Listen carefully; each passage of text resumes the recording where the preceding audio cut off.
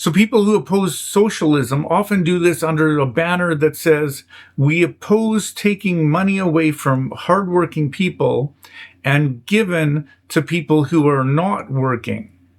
They do this while they are completely ignoring the huge amounts of money which are being taken from those same hardworking people and given to ultra rich, wealthy people. When people complain about redistribution, the picture that they usually have in their mind is the idea of them paying taxes and some of that money going towards families that are struggling, disabled people, hungry students, and so on. But really, that's a very small part of the redistribution that occurs in the world, and that is the part that they are actively shrinking. But most of the redistribution occurs an entirely different way, and it is distributed upwards towards the very richest people. Now, to understand first that this is happening and then how it's happening, consider a farmer in 2016 that has a $5 million operation. This is just to illustrate. So he has his farm, he has some tractors, he has a truck, he has a car, he has an employee. Now, 10 years later, all of his fuel is more expensive. All of his fertilizer is more expensive. The vehicles are more expensive. Any money that he has to spend on repairs is more expensive. So in many cases, a farmer on that same piece of land 10 years later could be struggling more than he was 10 years ago. And that employee who he's making a little bit more than he was making 10 years ago, but because of how much more expensive everything is, he's actually struggling more because he can pay less or he can actually buy less with the amount of money that he has. Now let's compare this to someone who had $500,000 in the stock market. So not $500,000 in a business that he's using for work or for labor where he's actually creating products, but $500,000 in this system that we call the stock market. Somebody who had $500,000 in Amazon in 2016, it's now worth $4 million. Someone who had $500,000 in Tesla in 2016, it's now worth $11 million. Someone who had $500,000 in Bitcoin in 2016 is now sitting on $110 million. So in these cases, so the government prints a lot of money and most of that money ends up going to the stock market. So that money that is given to them is not because they worked and contributed, brought more products to the market and profit from their businesses. It's merely because they owned these particular stocks. Someone with $500,000 in Bitcoin in 2016 could have had it in a hard drive that sat in their basement for all of those years, and now it's worth $110 million. And they could buy that person's farm, buy a Lamborghini, and coast for the rest of their life on a private island. So, and then as a result of this money that is circulating in the economy, those people can buy up more businesses, can buy up more homes, can buy up more farms, can compete, buy huge amounts of land that AI data centers can go on, private cities, all these different things.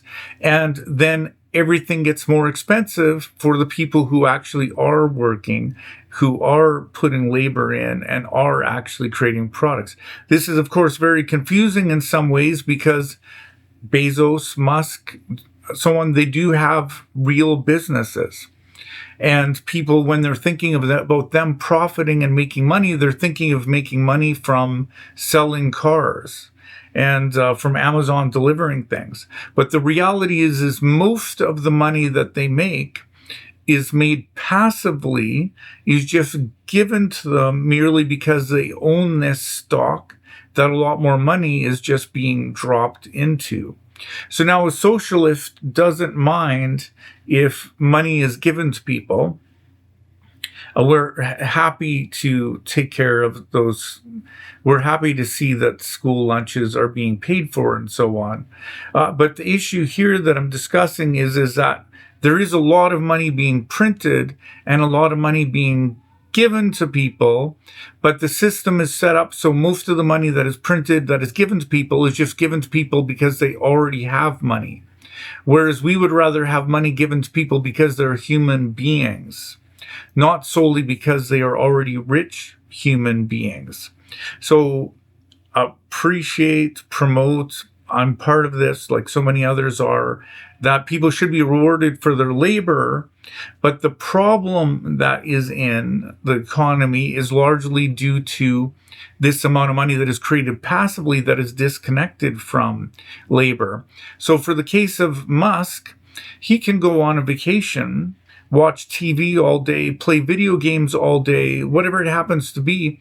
Every single day, he is making more money than most people make in their entire lives, than most doctors make in their entire lives, purely passively, just because he owns that stock and because we live in a system where a lot of money is printed and then most of that money is dropped back into stocks, and he benefits the most because his is the most popular of those stocks.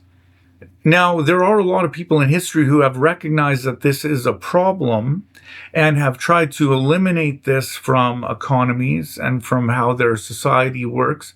But basically, it's been like trying to get rid of gambling or casinos or alcohol. It's just something which has tended to exist. In many cases, it's socially acceptable. And in many cases, people are not really thinking through or are aware of the consequences. People have been becoming more and more aware of the consequences of this in the past 20 and 30 years because the amounts of money which are being generated passively are becoming more and more incredible. When you have $1 billion in the stock market and the richest person had $1 billion, in a year they might have generated $100 million passively just by sitting there. But when you have 10 billion and then $1 trillion in the stock market, Musk could never do anything for the rest of his life. He could be 100% passive and just have people serve him, but the money in the stock market would generate every single day more than most people make in their entire lives. So it's the fact that every year this amount has been increasing that we are actually becoming more and more aware of it, just like the frogs in a boiling pot. So in many cultures, all the way back to the Old Testament, people realized that there was a problem with this. And in the Old Testament, they actually had laws against charging usury, charging interest. There's been various points in the past where people have allowed for lending money, but haven't allowed for charging interest on that money. Because a problem occurs when money by itself can generate more money than labor can create money. So a farmer, a mechanic, a grocery store clerk, they're actually contributing to the economy. Stocks merely create money, which then consumes things in the economy and competes with those who are making money in way of labor, who are actually contributing to the economy. So a lot of people try to think that this doesn't matter. It's fine. So you have the people who are making money from labor and the people who are making money passively. But the people who are making money passively, it's become so extreme that people can have private space programs. So extreme that you can have billions and billions and billions of dollars being used to make AI data centers, which then are competing for electricity, competing for water with actual human beings. It does have a tremendous impact on the economy. Now, in the past, some economies have tried to work out how to have an economy without this passive element, without this element which isn't connected to labor. But I actually, and you can explore all of those different ideas, I actually believe it's all right to just give people things. All of us have been given our lives, have been given the air we breathe, the water that's on the earth. None of us put the oil that's in the ground, the gold, the diamonds. Trees grow by themselves. There's a lot of things which have been given to the world. And then there's things that past generations have created, like the roads and the electrical grids and so on, we're all benefiting from that.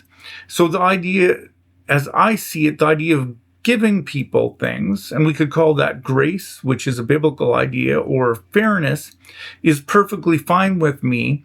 As I see it, all we need to do is try to work out making sure that the government can have a bit more fairness in how all of those benefits are distributed.